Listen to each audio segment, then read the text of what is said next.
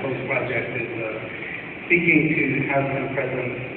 I'm a former chief of my First Nation, the Mikisew Cree First Nation. We're situated exactly 240 kilometers downstream from the tar sands project. Many people characterize the tar sands as dirty oil. Last year, myself, I characterized the tar sands as bloody oil. Let me tell you why. We are observing many rare types of cancers in my community, confirmed by the Alberta Cancer Board just in February of last year, up to 30% of elevated levels of cancers in my community, and very rare types of cancer, cholangiocarcinoma or bile duct cancer, if you will. And we characterize this type of oil as bloody oil because the government, Alberta and Canada, we're not coming to the assistance of the community of Port Chipewyan to assist us in finding resolution to many of our claims and concerns. The Canadian government actually charged my general physician who raised the issue of simply doing his job.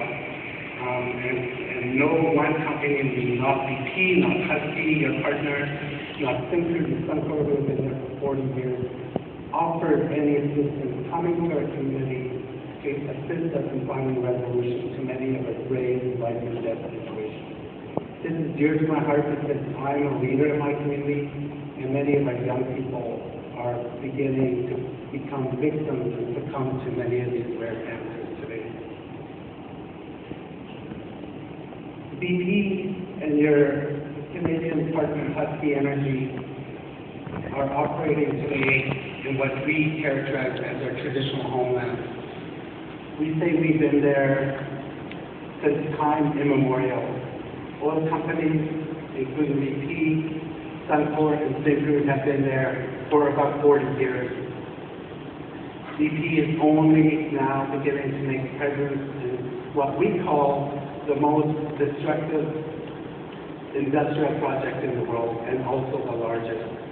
And when I listen to my brother Bruno from Colombia, in terms of some of the experiences and observations that they're seeing today with BP's presence in his country for over 10 years, it's disheartening. It's heartbreaking. We hope this is not going to be the situation with your presence in our homeland. And I think the best thing we can do is at the minimum, support this resolution, which would very much take into consideration an attempt to mitigate and address many of the issues and concerns that I'm raising here today, and which I don't have enough time to express. So I think a resolution like this would, at the minimum, it wouldn't say don't go into the tar sands. It would give you and your shareholders here an opportunity to be able to understand more thoroughly what some of the issues are. But let me get to my specific questions in terms of you, the company that are seeking to continue or to begin operations in what we again characterize as a traditional homeland. We are Cree and we are Dene as Indigenous people in Alberta's tar sands.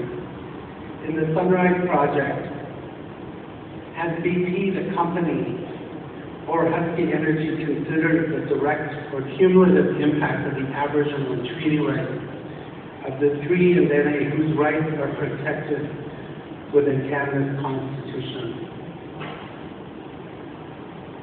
What steps has BP taken to address the concerns expressed by the Mikisew Cree First Nation in relation to the air and groundwater impact of the Sunrise in-situ operations? Many governments or regulators would suggest and state that in-situ or SAGD is less destructive to the environment. We don't believe that. We believe there are many groundwater issues, underground aquifer issues, and the fact that in-situ or SAGD operations require a lot of water. Specifically, we're asking about the issue of groundwater uptake and usage, and the long-term effects of this on local groundwater sources. Also, we would like to know more about the use of bitumen as an energy source powering up Sunrise and the impact this presents on local air quality as well as on the total CO2 intensity of Sunrise. Thank you again. Thank you very much. Thank you. I believe we have a question from Section B. Thank you, Mr.